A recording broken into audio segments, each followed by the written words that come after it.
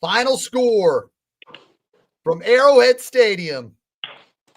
Your Kansas City Chiefs, 32. The Buffalo Bills, 29. In a hard-fought AFC Championship game. In a hard-fought AFC Championship game where both teams gave it their all. Yeah, they did. One came out victorious, and that was Patrick Man. and your Kansas City Chiefs. Ladies and gentlemen, boys and girls, Kansas City Chiefs freaks worldwide of all ages, welcome back to War Chant Wrap-Up via Starcade Media. Once again, my co-anchor is the man, the LSU superstar, the 21st overall pick in the 1991 draft by your Kansas City Chiefs. Number 44 in your programs, number 22 in your hearts, Harvey Williams. Harvey, how in the hell are you doing this Monday? What's up, baby? What's up, Shaggy? Still trying to get over my hangover from yesterday, man. That was a very exciting game, nerve-wracking at the end. And say, bro, hey, we're on our way back to New Orleans, man, on the way to the Super Bowl. So I'm pretty fired up about that. Harvey, what was your attitude going in? Let's say 30 minutes before kickoff, you're sitting at home in Houston. You're watching the Philadelphia Eagles beat down Washington Commanders 55-28. Your mind's already set for Arrowhead. I was texting you from my seat at Arrowhead Stadium, and we're going to get to some celebratory video here in a little bit. Before the game, what was your mindset? You know, you're feeling it in your blood. You know what Arrowhead's going through. You're feeling it. What was your mindset right before the Chiefs and Bills kicked off? How were you feeling? I was like I'm getting ready to play a football game, man. Nervous, excited at the same time. I think Buffalo from last year had been planning, for this game, for this AFC Championship game, and I think Andy Reid and the whole organization probably watched the show last week, because you remember last week me and you was talking about them getting Hollywood Brown and Xavier and Hopkins involved, man, and they came out. The first three passes was all pass plays to Hollywood Brown to get him going. So when I saw that, man, I was like, oh, it's on and popping now. So yeah, man, I felt really well. He went down there on that first drive and capped it off with Kareem and the usual suspects, man. Mahomes did his thing, and they went down there and made a statement on the first drive of the opening of the game. Harvey, what did that tell you? First off, the Chiefs, they get an important 3-and-out. What they do right away is they get an important 3-and-out. Brian Cook almost had an interception on the second play of the game. The guy behind me in my seat spilled his beer all over my back at the freaking after the second play of the game.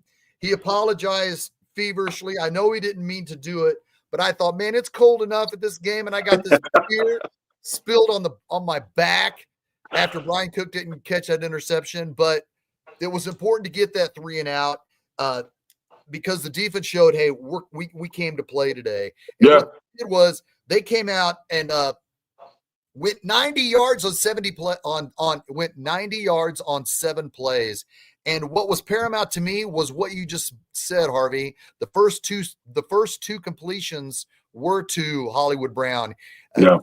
First and 10 at our own 10-yard line, Patrick Mahomes hits Hollywood Brown for 11. The very next play, Patrick Mahomes hits Hollywood Brown for 9 yards. That set the tone because Hollywood Brown wasn't a factor in the previous game. The game plan, the opening script of every game, when you come out and you want to script the offensive plays, you want to come out and make sure everybody is ready to go. And they had Hollywood Brown screaming. What'd you think of those first 2 plays, Harvey?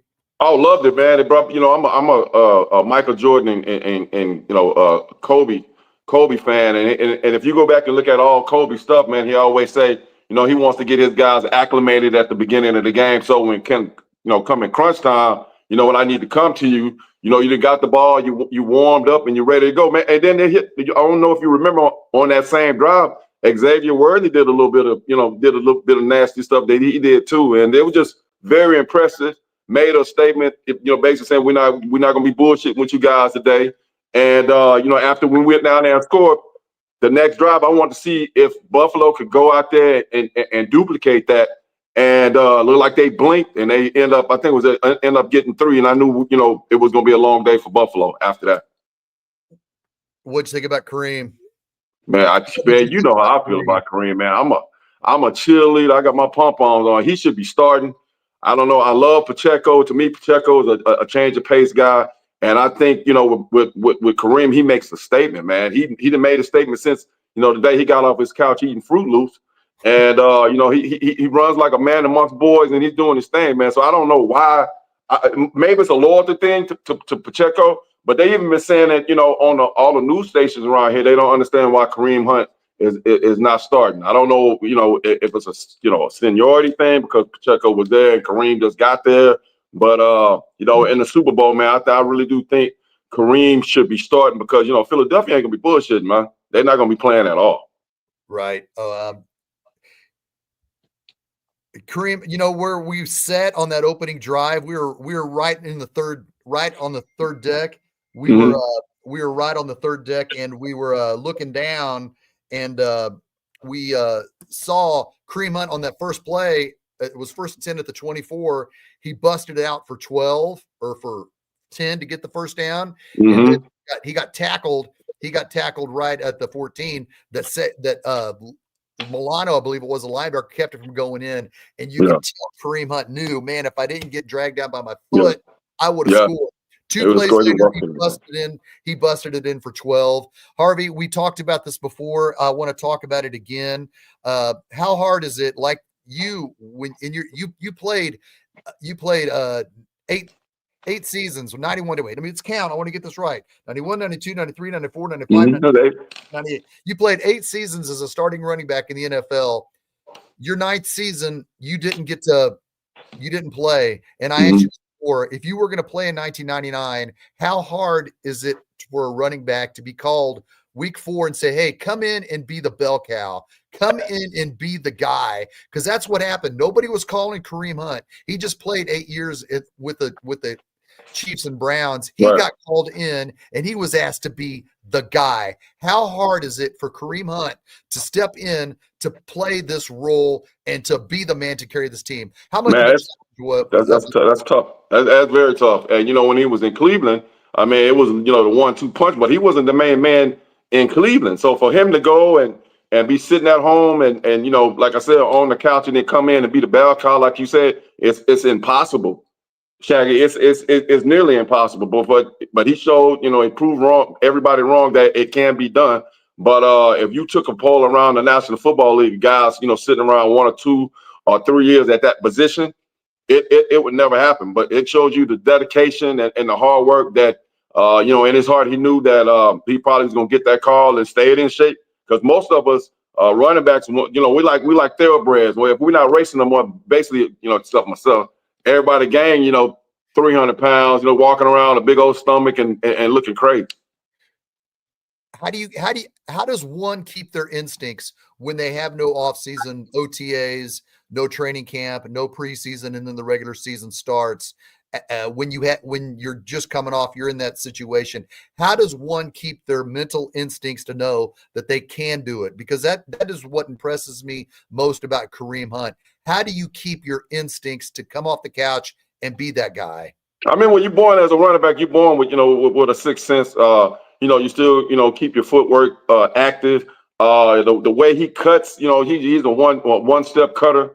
He don't do a whole lot of dancing. My whole thing with him, man, is the conditioning. Because when he first came in, I think he was averaging 20, 22 times a game, and the only time I think he got tired, to me, looked like he got fatigued is when Pacheco came back because they wasn't using him as much.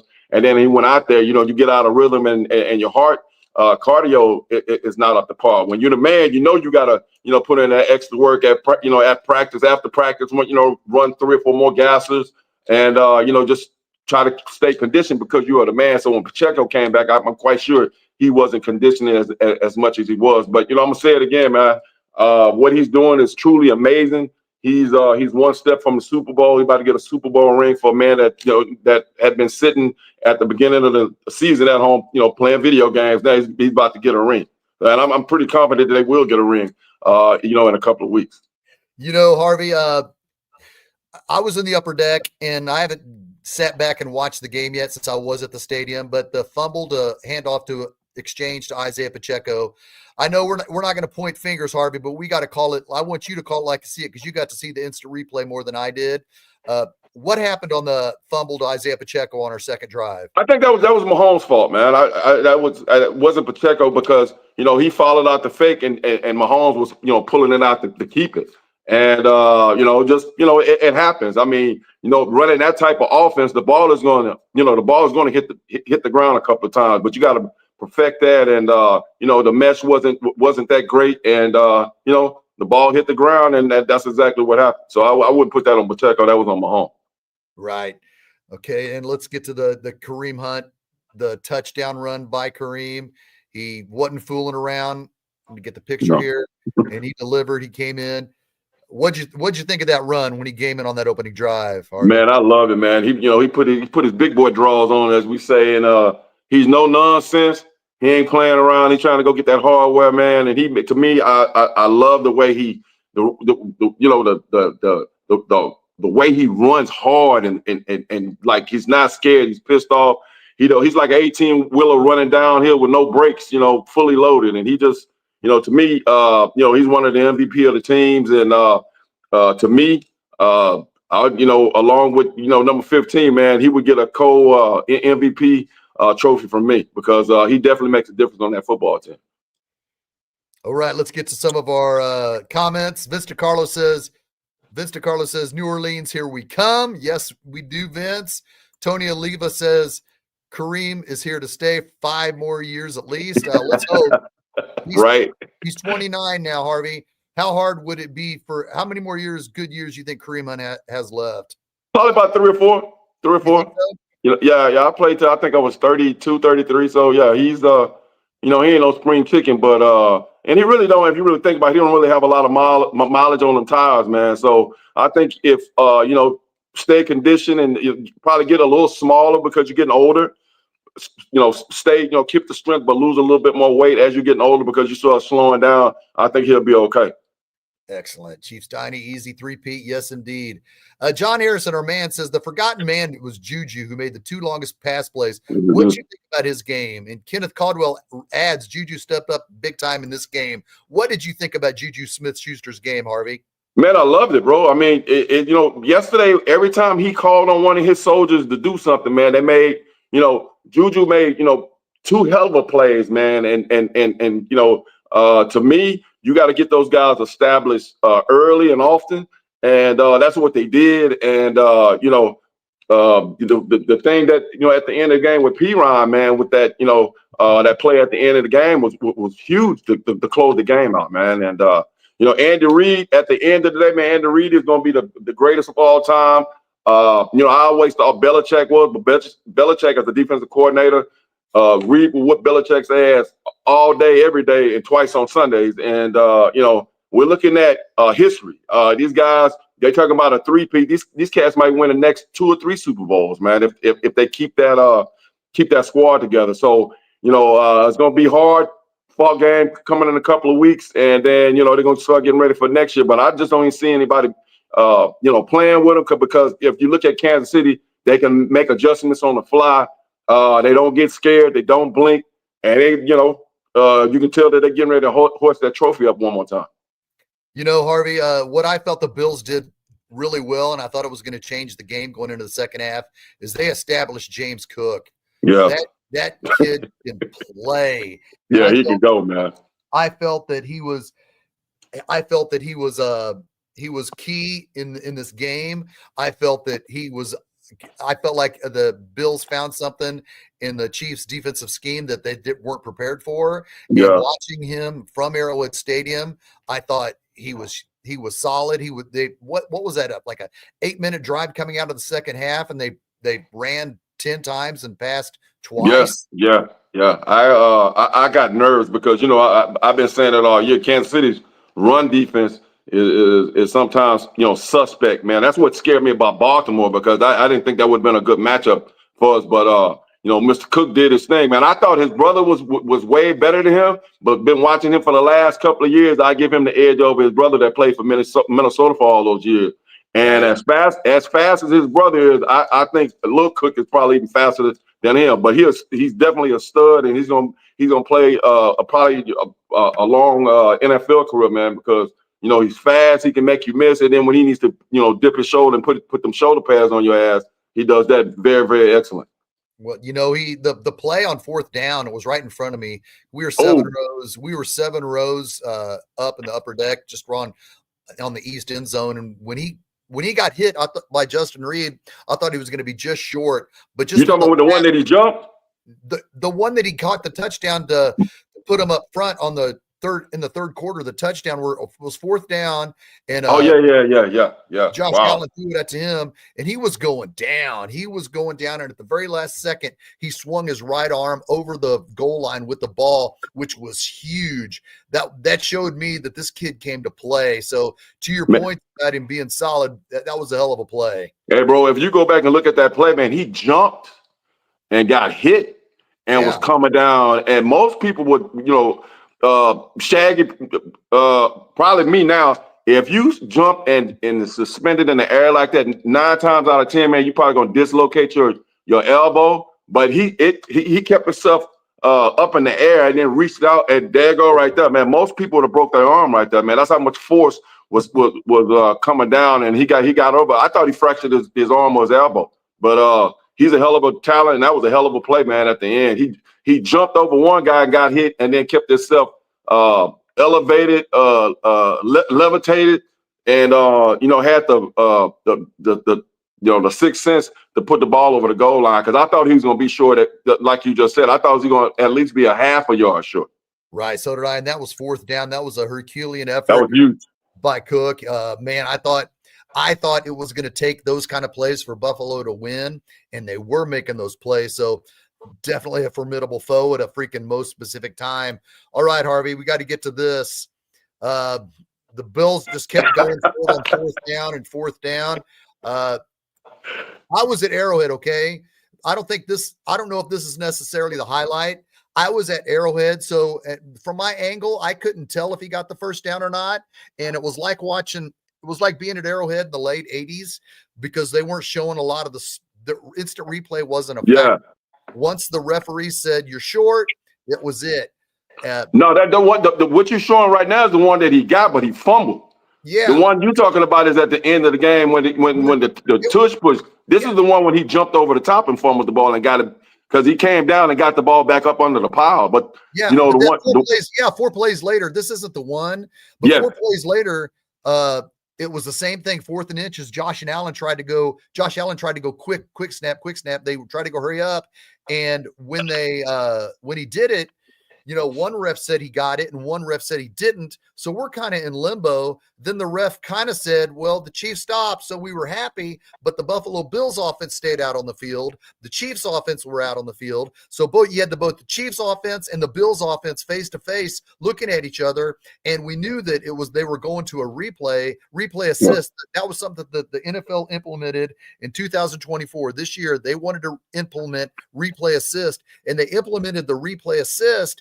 And we were kind of waiting. We were like, man, I don't know if the Chiefs stopped him. But to my point, ArrowVision, Jumbotron only showed one replay of it, and it was about 8 seconds long, and you couldn't tell if he got it or not. No, he didn't get it.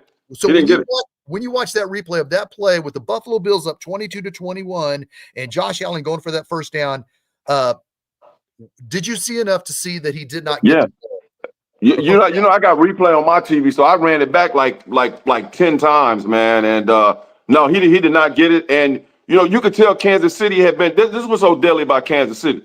they watch the film, and those guys are so smart. They're trying to figure out a way how to stop that tush push. Now, the only people I think that runs it to perfection is Philadelphia, because Jalen Hurts he squats 700 pounds and bench press 500 pounds, and Buffalo doesn't run it as well as the Eagles do, and he wasn't even close, man. So I thought it was a bad call. Before they ran the play, I was telling my people that I had over, I hope they don't run that tush push stuff, because they're not going to get it, because you could tell Kansas City knew every time that he got ran to do that, he goes left.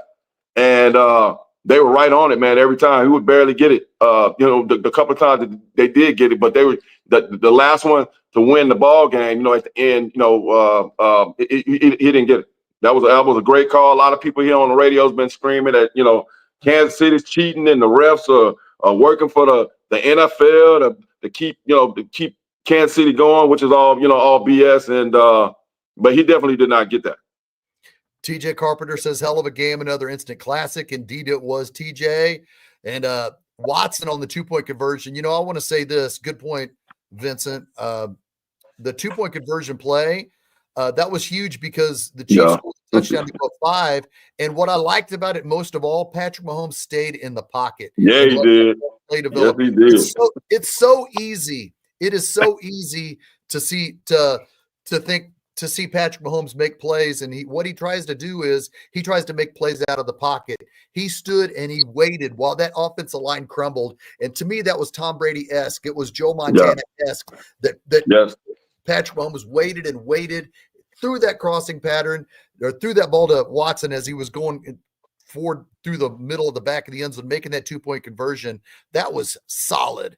Bro, we've been screaming about the offensive line all year, man. I had my hands on my head like he about to get sacked, and you had all that stuff like a tidal wave come at him, and he like cool hand Luke. He just stayed there and waited, and he trusted him, and he hit Watson in the back of the end zone, man. I thought that was so gangster. It was so exciting that I didn't think anybody was gonna get open because he took so long. I thought Mahomes was gonna take off and try to run and go get it, but he stayed in the pocket and went through all his progressions and made a hell of a throw. Hell yeah, he did. All right, let's look at these stats for your Kansas City Chiefs. Patrick Mahomes was 18 of 26 for 245 yards, 1 touchdown, no interceptions.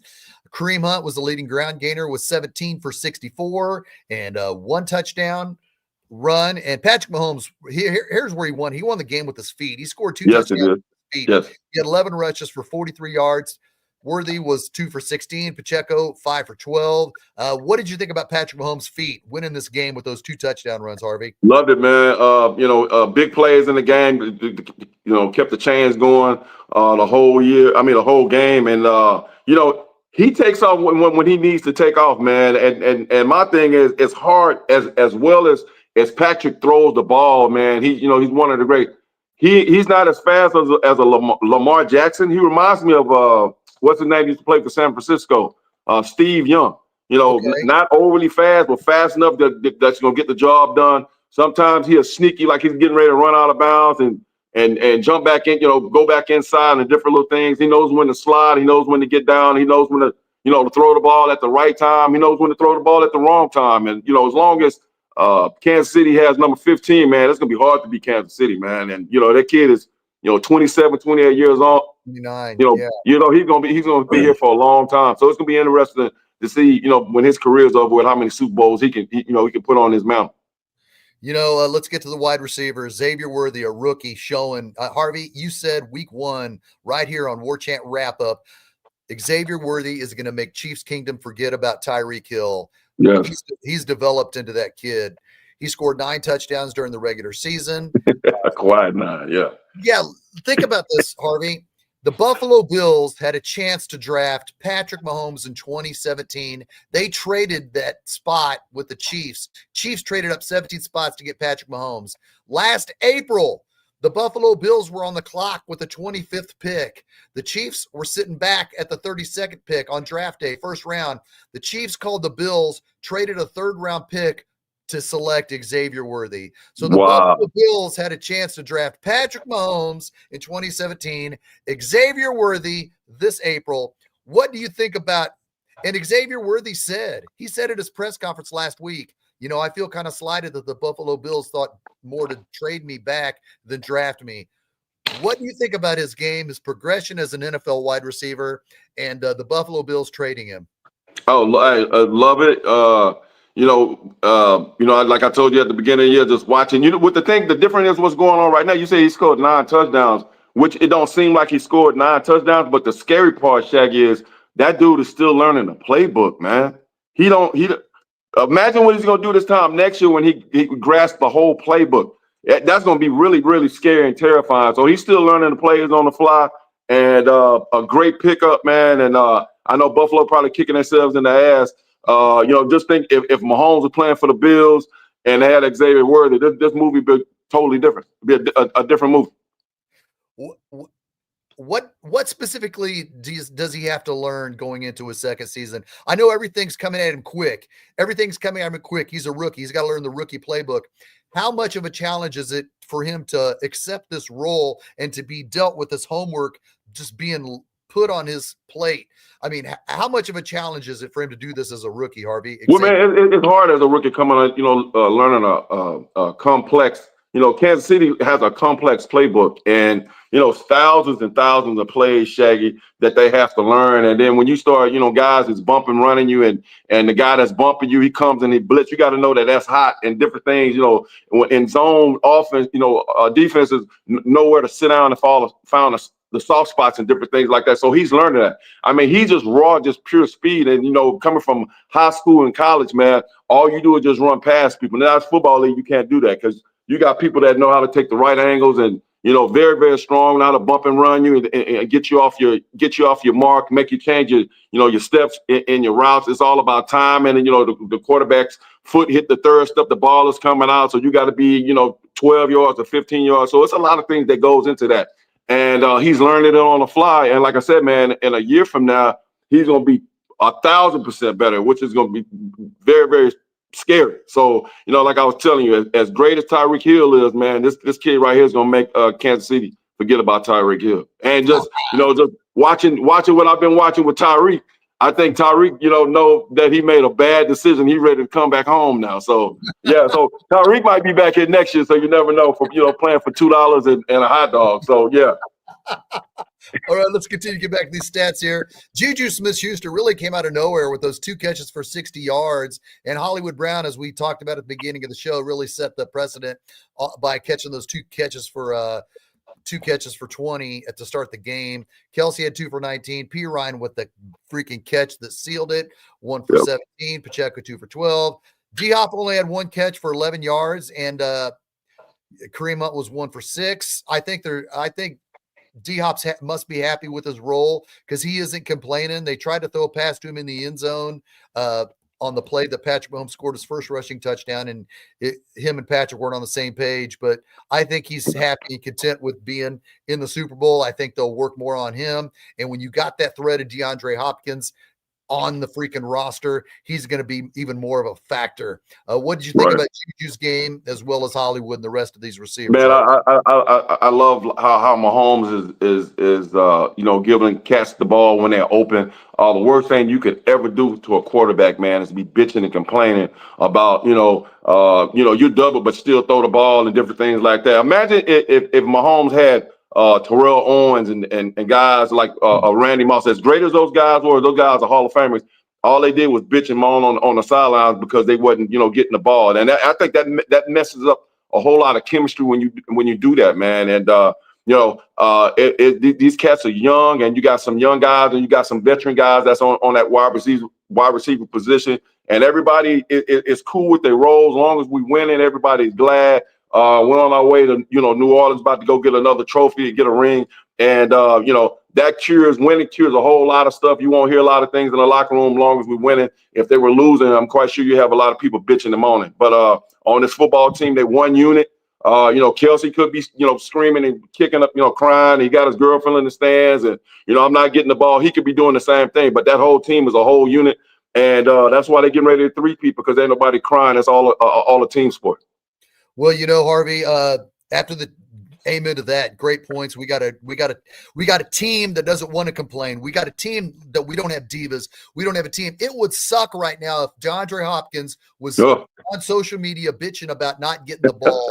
But the last time I checked, to your point, Harvey, the last time I checked, DeAndre Hopkins was celebrating. He's going to his first Super Bowl. He's not complaining because DeAndre Hopkins knows if he gets a Super Bowl ring, he's going to be in the Hall of Fame for his stats. Amen to that. All right, exactly. Harvey, we got to get to a pivotal point of the game. The Chiefs made the controversial stop.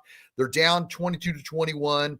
As I mentioned, Patrick Mahomes was standing in the pocket. He had Kareem Hunt block the Milano. He was the man on those blitzes. Kareem Hunt stepped up and made those blocks. I want you to tell me what it's like for a running back to protect a quarterback, to have to put his head down and make a block on a blitzing cornerback. Here we go. I got to show you this video. You know what's coming. Here comes the blitz.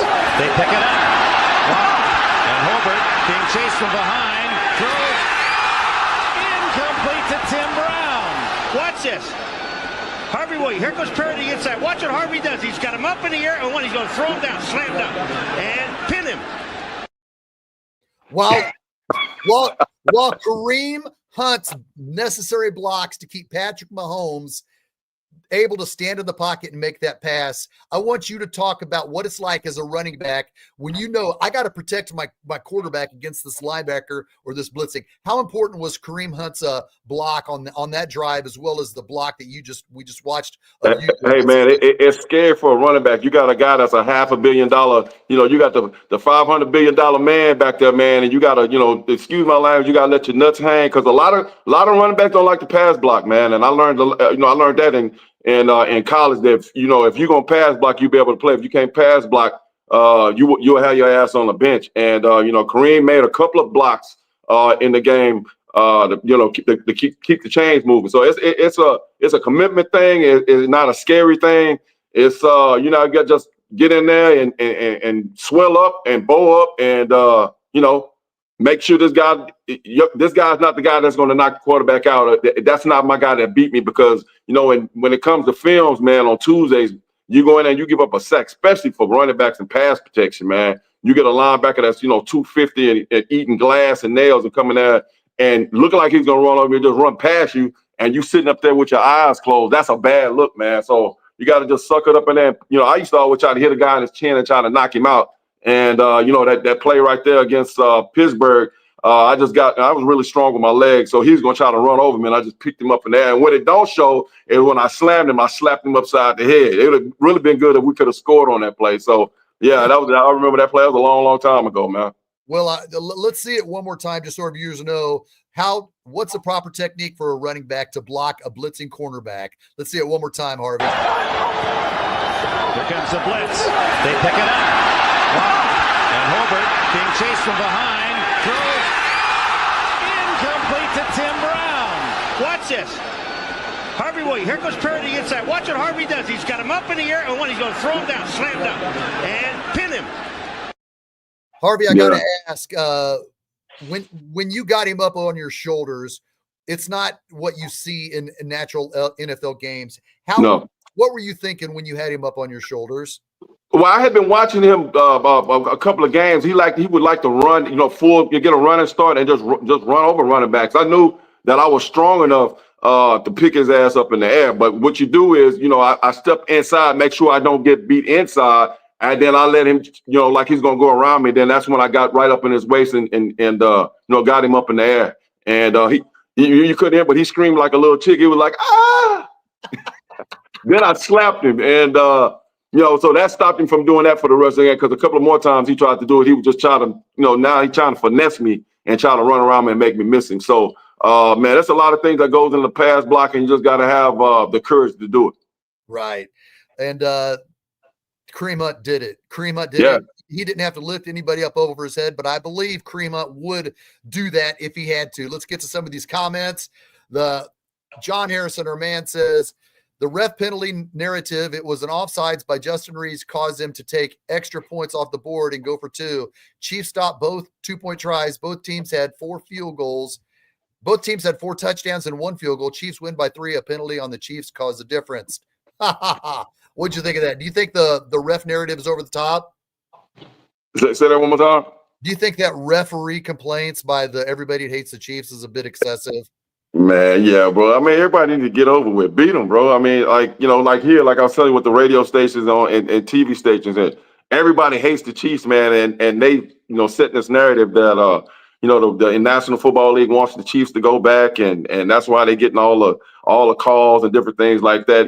If Buffalo make a couple of those 2-point, 2-point play, the game probably could be totally different. But, a win is a win. And, everybody needs to stop, crying and screaming. And, Josh, on that 4th and inches, he didn't get that. They saying that, he got it. He didn't. I've rewind that play like 20 times already. And, Chiefs is on the way to the Super Bowl. Everybody stop crying, get your ass on the porch and watch a great game that's getting ready to come on in a couple of weeks. Keon Coleman is someone Clint Schweitzer, our main man behind the Starcade here, says Keon Coleman is someone I was interested in but was unsure about Worthy. Beach got it right against all odds. All right, okay, Harvey, here, like I said, let's go back to what we talked about earlier on draft day. The Bills wanted Keon Coleman, but they were okay with trading back for the Chiefs to get Worthy. If you're Buffalo Bills, would you have made that trade with the Chiefs to let them get Xavier Worthy last April? Well, it was something that they saw in Xavier Worthy that they didn't like. So, Kansas City, it's all about scouting, man. What can this guy bring to our football team? Can he enhance our football team? Can he enhance our wide receiver position? Because, they've been looking for the next Tyreek Hill. You got a guy that has run the fastest time in history in the 40. And, I'm quite sure they watch probably thousands and thousands of hours of film on this kid and know that he has a lot of potential and they can work with him. And then now all he has to do now is, hook that speed and that route running along with them hands, man. He's going to be terrifying here in the next couple of years. Clint adds, Shane and Harvey helping me relive the glory of last night. This is just how I want it. You are the man, Clint. Stephen, Eugene Morgan says there was a false start called on number 66, and I thought it was offsides. Went to 3rd and 15 when it should have been 3rd and 5. Anyone else notice that? Really doesn't matter, but it is something that could be brought up. Did you notice any false starts there, Harvey? On Chiefs, on our offense? I think that's what he means. Yeah, sometimes it was close. Buffalo was looked like they were trying to get a start, and you trying to get back so you can protect Mahomes, man. So yeah, I'm glad they didn't call it. I think I saw a couple of those, but they never called it. But hey, if that yellow flag don't come out, man, what we really talking about? So yeah. Tony Avila adds that Cooks looks like he got a little Jamal Charles in him. He's as good. Yeah, he's nice. Says, what's up, guys? And let me get to your comments here. Tony, I don't mean to blow you guys' comments, but it just looks like what the Bills had to stay in the game. The Bills ain't got it, man. The coach had no confidence in his defense. They had to go for it on 4th down every time. The Bills were 4 for 6 on 4th down, without a doubt.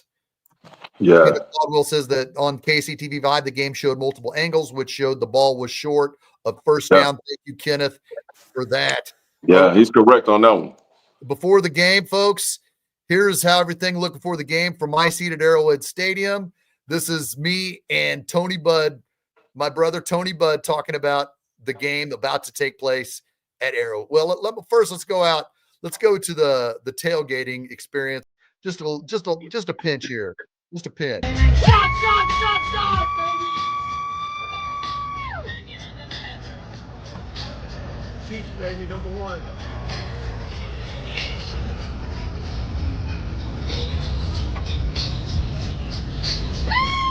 Go, Tommy. That's cool, dude. Yeah! We're gonna win it! We're going for a 3-piece, baby. 3-piece, we're gonna get it done. They were slamming Country Drop, but I just felt like it was there, so I needed to hold it up. Yeah, it looked like y'all was having fun, man. It was a wild atmosphere in the parking lot, Harvey. I've said this to you many times, but I want you to tell our viewers one more time. What was it like? What's it like being at Arrowhead for a playoff game? It's so you drove like 1991 and 1993 as a Kansas City Chief. When you looked out and smelled the smelled the smoke. Tell our viewers about what it's like being at Arrowhead for a playoff game as a The, player. the fun part for players, man, you're sitting at home. I don't know if they still let them go home, home games, but they let us go home on home games. Driving up, on a Sunday morning, man, get ready to go play at Arrowhead is nothing like it. The smells and the sounds, and when you see the stadium, when you far from it, then the closer you get, the more exciting you get. Then you see how excited the people are, and like I've told you earlier, it's almost like when Michael Jackson was live, I almost envisioned how he felt getting ready to go perform in front of all those people. You get the goosebumps, and you're driving in. I would wear my shades, and people recognize your car and trying to get your autographs and all that stuff, man. It's pretty cool. It's very exciting. And you park your car and people run up getting your autographs and different things like that. Then when you walk in that tunnel, man, you got to stay focused and get ready for the game. I can't imagine what it is to be Mahomes, man, because as nice as that kid is, man, he missed the quarterback, and the world is watching, and he comes to play every game. He's not going to let Kansas City lose. Period. So I can't imagine, being him and all the weight that's on his shoulders, because he makes it look really, really easy. How easy for player entrance? Were you able to see all the fans lined up? I know you enter the entrance in the players' entrance. Could you still see where the fans parked up like at 6 a.m. when you were entering the stadium? Oh yeah, man. I mean, like, you coming out there. I mean, there's people out there with the sleeping bags, and you see all them red and gold tents and white tents, and people got makeup on with the Chief stuff on, and it just all that red and gold. I mean, it's just like a sea of red and gold. It's a beautiful thing, man, and it's just it's very exciting. I tell my kids all the time, I wish all my kids could get a chance to experience what I experienced, man, playing in the National Football League. And I got a chance to play it, in Death Valley at LSU, and got a chance to play in Kansas City and Arrowhead, and those are two greatest places when it comes to football sporting events that before you die, to get a chance to experience that. It's nothing like it, man. It really not. Was security tight on you? Like, they know your car and they know where you're going to park, and they see you get out. Was there never a chance that you thought, man, I'm going to go run and tailgate with these fans and grab a chicken wing? Oh, well, I would do that after the game, but not before the game. You want to go out there and get hit, on a 38 toss, and you got chicken grease and prune juice coming at you, man. You don't want to do that. So, barbecue sauce and all that stuff coming out your nose. So you don't want to do that. But definitely after the game, I would go, and tailgate with the fans and different things. And I remember the barbecue and the ribs, and me and Barry Word and Todd McNair and the late Derek Thomas after the game, and then we would go out in the parking lot, get some free food and some some of that Jack Daniels and all types of stuff. And people, especially when we won, man, the city supported us. I can't imagine how the city supports them now. And they're on their way back to New Orleans, man, about to go get that trophy. So it's going to be a very exciting time here in the next couple of weeks, and go Chiefs. How was the party at Derek Thomas's house after a playoff win? Anything, if you can't talk about it, I'll tell you off air about the stuff, man, me and Derek used to do, bro. Hey, this stuff is X-rated, man. I can't even tell you, man. Hey, we might get banned or something like that, man. I can't. But I'm gonna say this: Diddy ain't got nothing on Derek's parties, bro. I'm gonna say that. All right, believe that. All right, let's get back to the game here. Before the game, this is how everything looked from my seats. It's a great time. Oh, I've been there before. Probably about 20 times. You were jamming. No, I was like, I can't do security for this. Yeah!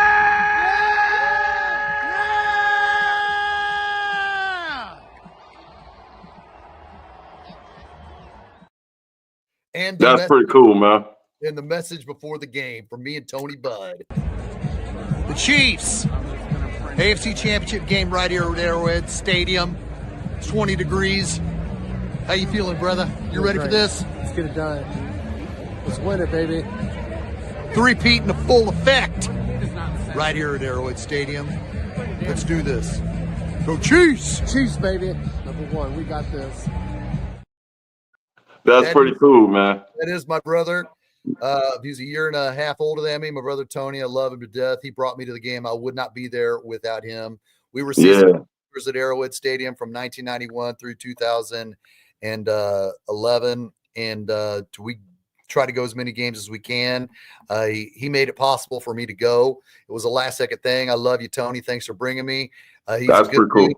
Like I said, That's pretty cool, man. To hang out with your brother. Y'all look like y'all love each other, man, and get a chance to watch something that's very. I know both of y'all are very Chief fans, but just that get a chance to experience that with your brother, bro, is really, really special, man. It really is. And here is the moments after the game when soon after P. Ryan caught the pass from my seats at Arrowhead Stadium and the fans' reaction to your Chiefs winning 32-29.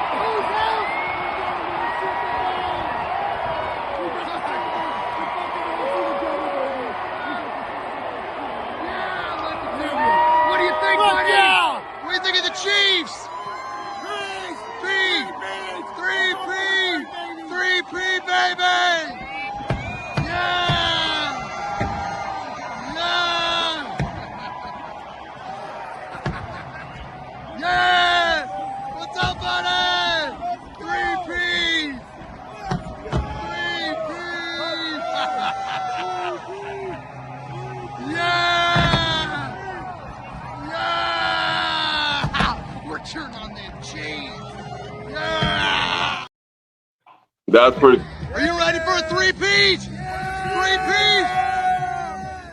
Three-peat, baby! Three-peat! You ready for that three-peat?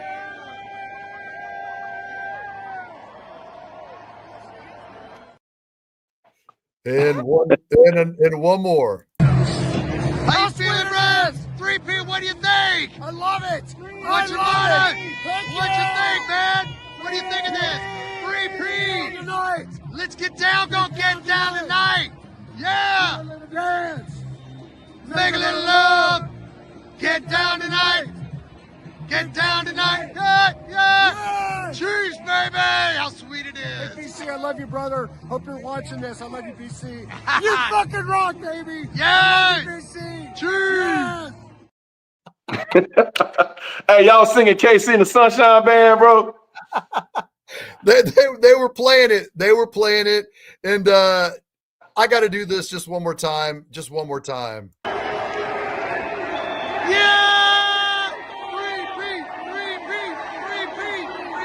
Three-peat! Three-peat! Three-peat! Three-peat! Three-peat! Three-peat! Three-peat! Three-peat! Three-peat! Yes! Oh, man. I love you.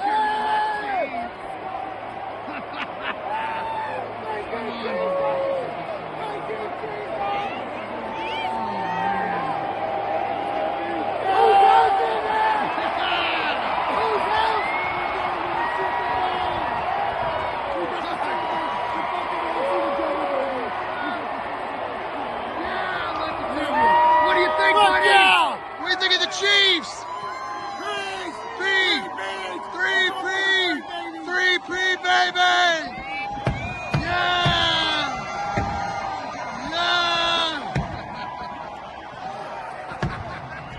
Yeah! What's up, buddy? Three-peat!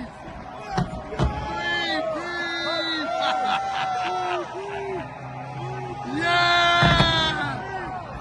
Yeah! We're turning on them cheese! Yeah! Are you ready for a three-peat? Three-peat! Three-peat, baby! Three-peat! You ready for that three-peat?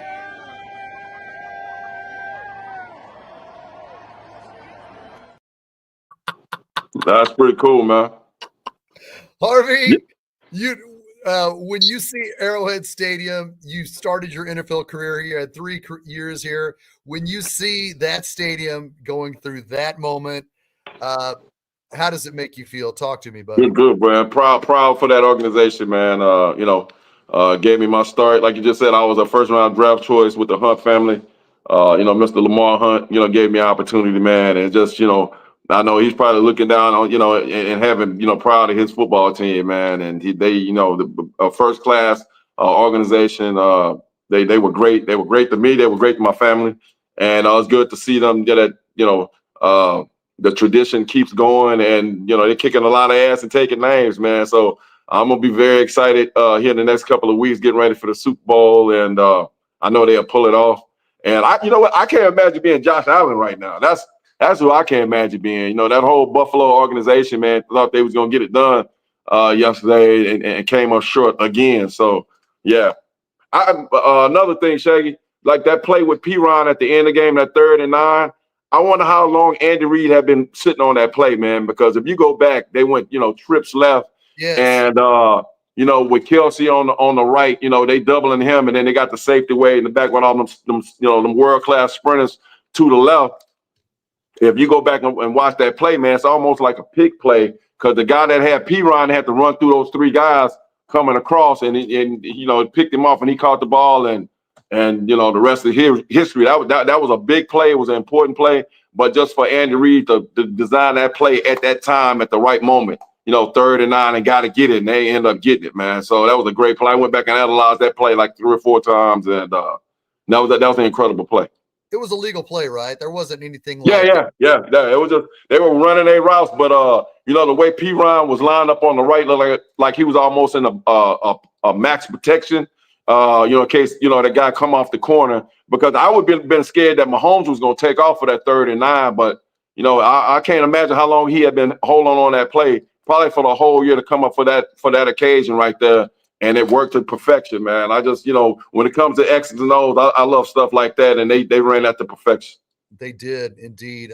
Stephen St. John from John Harrison says, Stephen St. John is the morning personality for 810 WHB to Sports Talk, and he's the man in Kansas City we love.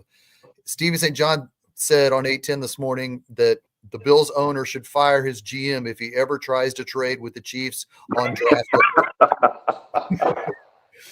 Right.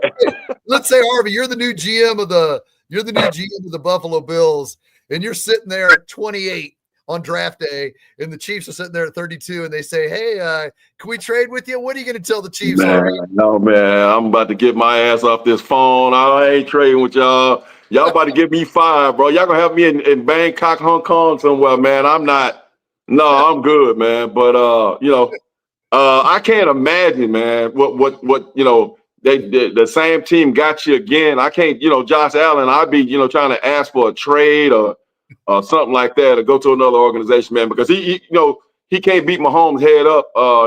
As they say in California, Mahomes keep running him a fade, and he can't do nothing with him. So yeah, man, I wouldn't want to be Josh Allen right now. Okay, real quickly before we get out of here, Harvey, a real quick synopsis of the NFC Championship game. I didn't see it because I was at Arrowhead Stadium, obviously. Was that more of a game that the game was too big for the Commanders, or the Eagles just that much better? I know Saquon Barkley had another long run. A little bit of both. They kept the quarterback in the pocket, and Philadelphia looked like they just playing bully football, and Saquon, he's the real deal, and I think he would have broke Eric Dickerson's record this year if they'd allowed him to do that. But I think where we match up with them well, I think that our defense, our cornerbacks can match up with their wide receivers really well. I think we keep my man in the pocket, don't let him run around, and keep Saquon down to under 100 yards, probably 80 or 90 yards. We should win that football game, man. The Eagles have the number 1 rated defense in the NFL. They had a great defense when we played them in the Super Bowl 2 years ago. What kind of game do you look for? This is our only pregame we're going to do. So this is our only pregame notes for the Chiefs and Eagles. We'll be back here obviously after the game. What do the Chiefs have to do to beat the Eagles? Man, stop the run. I think if we can slow Saquon down a little bit, and don't let him, those big plays where he's going for 60 and 70, man. You let a running back go for, a 50 or a 60-yard run, his confidence is going to be through the roof, man. And that's scary. They got a big ass offensive line, and we can stop the run or slow it down a little bit. And they try to get in a shooting, contest with Mahomes. We should win that game. If Mahomes come out and they spread the ball around like they did and keep those guys off Mahomes, we have a great chance to hoist that trophy up, man. But it's going to be a hard-fought game. The Eagles are no joke. They're no slouch. And love their quarterback, and got to hit his ass like a running back, not like no quarterback, and just take our chance. If we go to slide, try to take his head off, and just let him know it's gonna be a long day. We're not gonna be playing with you. My homie Clay Winter from Red Tribe Cinema says Jalen Hurts still has that knee issue. He's not going to be as mobile as he was 2 years ago. Do you think Jalen Hurts' knee injury is an issue? No, I don't think so. I think the concussion thing was more about that. Man, they got Saquon, so they don't, he don't even have to run the ball. I mean, he could pull it a couple times, then run, get 10 or 12, or 20 or 30 yards or something like that. But as far as him, taking it and trying to go, 50, 60 like he's been doing all year, that's gonna be a detriment for them. And he already had one concussion. If they catch him good and get him out the game, it'd be a wrap. Right. John Harrison says it was 34-23 with 5 minutes left in the third quarter. And Eagles put 21 fourth quarter points on them on turnovers. So it sounds like the turnovers really killed the Commanders yesterday in the NFC Championship game. John Harrison adds that after the game, he lives in Blue Springs area. It sounded like 4th of July last night. Everybody was shooting off fireworks. It was crazy. Location gives us celebratory happy faces. This has been a great season, Harvey. The Chiefs are in the Super Bowl. We're freaking thrilled about it. How many hour drive is it from Houston to New Orleans? Like 5.5, 6 hours. Are you going? I might go to Baton Rouge a little bit and probably go to New Orleans for 1 or 2 days and party, and then come back home and watch the game on TV. So I'm trying to decide what I'm gonna do. But I just might go to New Orleans and hang out for a little bit. Well, my Starcade Media crew will be there covering it. Noah Groniger and Clint Schweitzer. So maybe you guys could catch up from there. They're going to be on Radio Row. We'll see if we can make something like that happen. Just let me know what day you're going. Okay. Harvey, this has been a magnificent season. Having you as my co-anchor has been the best. Like I said, I did my YouTube page from 2016 to 2022. I want to sincerely thank Starcade for the format, bringing you on here. Let's appreciate it, man. 3 comments. Lisa Popkins says, John Harrison, it was crazy, the celebration. Thank you, Lisa. It was crazy at the party. Barkley's, what did John Harrison says? Let me see. Barkley's 20th birthday will be on Super Bowl Sunday. Too bad that he has to celebrate it with a loss. That's funny. George Costco says, hell yeah, let's effing go Shaggy. It's been a blast. It's been a blast. And went by fast, man. I appreciate you. Hell yeah. And before we go, we got to say, if there was any, what is Harvey's hell nah from yesterday's AFC Championship game? Nothing illegal about it. His head's in front. Bang! Down he goes. Now look at. What was your hell nah from yesterday's game? Nah, man. The way nothing on our team, man. I just like the way they played as a whole. The defense was popping on all cylinders, offense, special team. Especially that little kid number 81, the kickoff returner. What's his name? Nico Remigio. Yeah, he did his thing yesterday. I heard that they had just pulled him off the practice squad, and he made a difference on special teams, man. So if they rocking and rolling like that on all those phases of that football team, man, it's gonna be hard to beat Kansas City, man. But Philadelphia is a physical football team. They remind me of bullies and front runners. So need to go out there and be businesslike and do what we do. And Harvey, Remigio came off the practice squad December 15th. He's been the kick returner since. He had a great kickoff return against the Texans. He fumbled, but P. Ryan recovered that fumble. So my homie Lance Twidwell of the Spoken has really been hyping up Nico Remigio since training camp. And all right, Harvey, the final thing we got to look at before we get out of here was Harvey's hip hip hooray from yesterday's AFC Championship game victory at Arrowhead.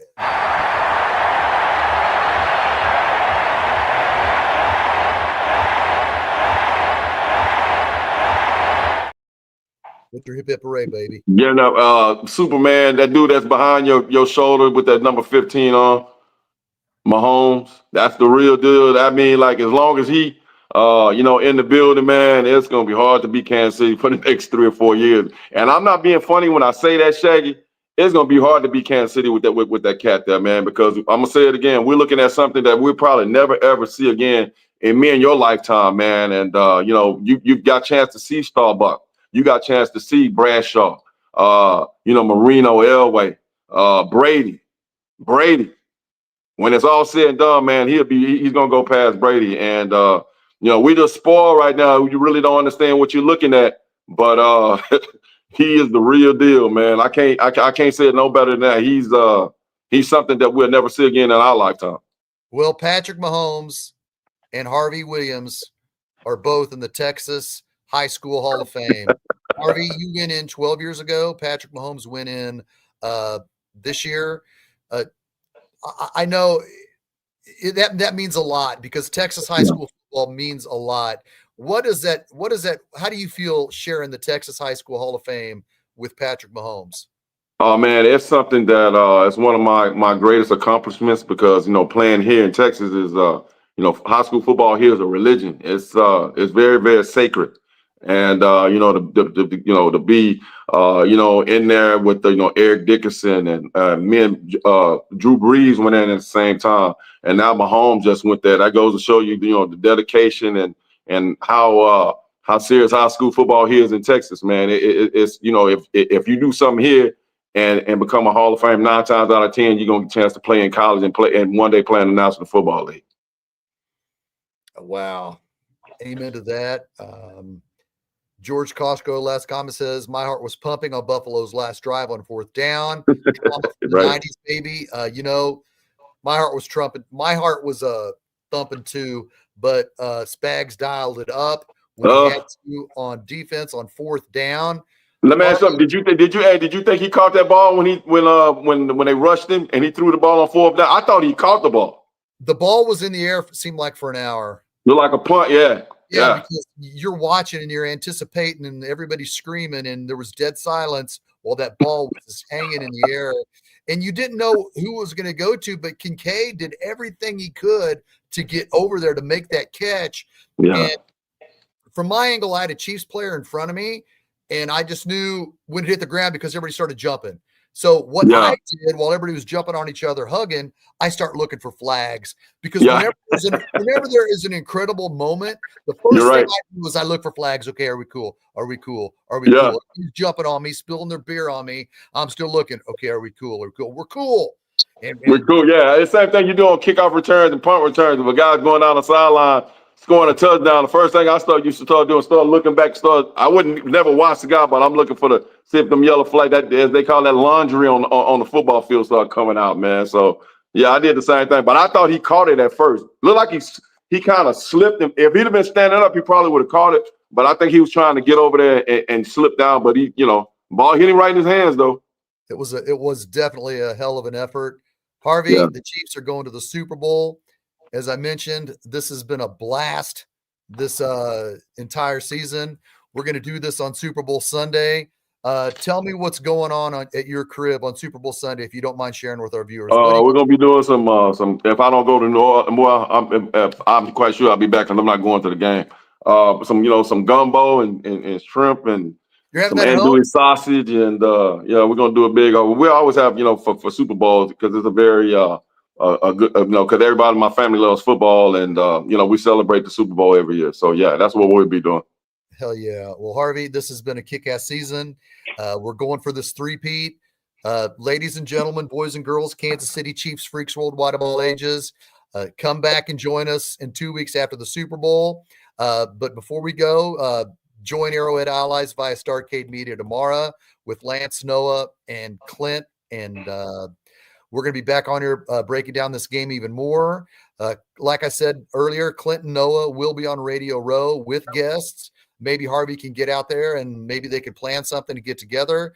I know if that would be great radio because That'd be great video because they catch up with everybody from Joe Theismann to Merrill Hodge to Yeah, I saw that. I saw. I keep up with him, man. I saw with the thing that with Jerry Rice. I think Jerry Rice wanted to kill him, but Jerry need to chill. Yeah, they were like, chill out, Jerry. Jerry Rice was upset that somebody would ask him about the Chiefs' wide receiver moves in the offseason. I don't know why. That's crazy, man. He wanted to fight. He wanted to make. He can't fight. He don't want to fight. He just talk. Yeah, Jerry can't fight. Right.